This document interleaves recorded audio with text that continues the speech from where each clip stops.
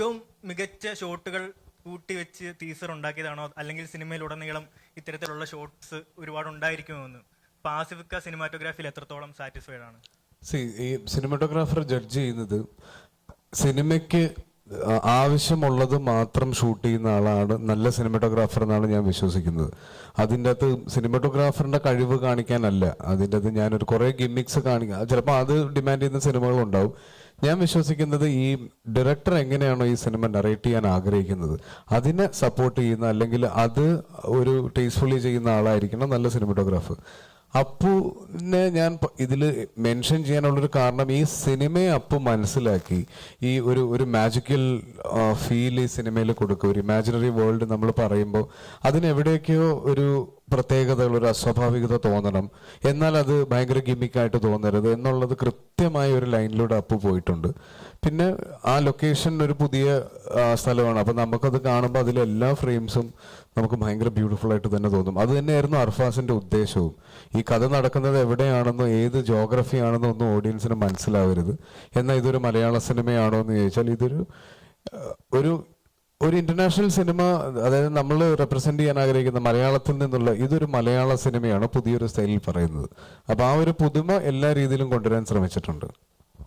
അതേപോലെ ആസിഫ് അലിയുടെ എന്നുള്ള രീതിയിൽ മൾട്ടി ലാംഗ്വേജിൽ വരുന്ന ഒരു ആദ്യത്തെ ഒരു സിനിമയാണ്. അപ്പോൾ ഇപ്പോഴാണെങ്കിൽ തമിഴ് ഓഡിയൻസ് മലയാള സിനിമ, അത് ഏത് നടൻ്റെ ആണെങ്കിലും നല്ല കഥകൾ, നല്ല കോണ്ടന്റ് ഉണ്ടെങ്കിൽ സ്വീകരിക്കുന്ന ഒരു കാലഘട്ടമാണ്. അപ്പം അത്തരത്തിൽ എത്രത്തോളം ഒരു എക്സ്പെക്റ്റേഷൻ ഉണ്ട്?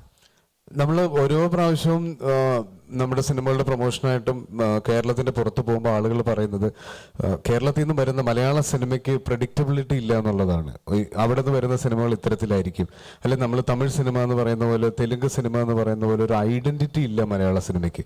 ഇവിടെ നിന്ന് ഓരോ പ്രാവശ്യം പോയി അവിടെ ആളുകൾ ശ്രദ്ധിക്കുന്നത് ഓരോ രീതിയിലുള്ള സിനിമയാണ്. അപ്പം തലവിന് ശേഷം എനിക്കിനി വരാൻ പോകുന്ന റിലീസ് അവിടെ ആരെങ്കിലും കാണുന്നുണ്ടെങ്കിൽ അവർക്ക് തലവനിൽ നിന്ന് എൻറ്റയർലി ഡിഫറെൻ്റ് ആയ ഒരു സിനിമ കൊടുക്കാൻ പറ്റുന്നതിൻ്റെ ഒരു എക്സൈറ്റ്മെന്റ് ഉണ്ട്. അത് നമ്മുടെ സിനിമയുടെ ഒരു വളർച്ച ആളുകൾ ശ്രദ്ധിക്കുമ്പോൾ അവർക്ക് കിട്ടുന്ന ഒരു സന്തോഷമായിരിക്കും ആ ഒരു ഡിഫറൻസ് എന്ന് പറയുന്നത്. ഇപ്പൊ 2018-ലൊക്കെ അവന്റെ ഇത് മൈക്ക് മേടിക്കും.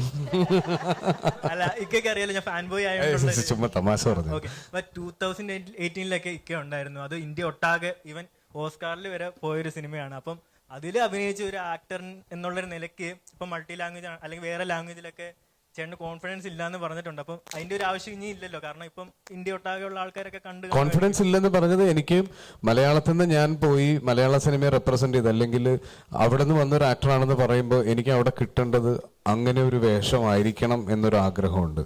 പിന്നെ എൻ്റെ ഒരു സിനിമ കണ്ട്, എൻ്റെ ഒരു ക്യാരക്ടർ കണ്ട് അവിടുത്തെ ആളുകൾ മനസ്സിലാക്കിയതിന് ശേഷമായിരിക്കണം അവിടെ പോകണം എന്നുള്ളതുകൊണ്ട്. ഇപ്പം ഈ വിളികളൊക്കെ വന്ന സമയത്ത് അതിനേക്കാൾ നല്ല മലയാള സിനിമ എനിക്ക് ഇവിടെ കിട്ടുന്നുണ്ടായിരുന്നു, അതുകൊണ്ടാണ് പോകാതിരുന്നത്.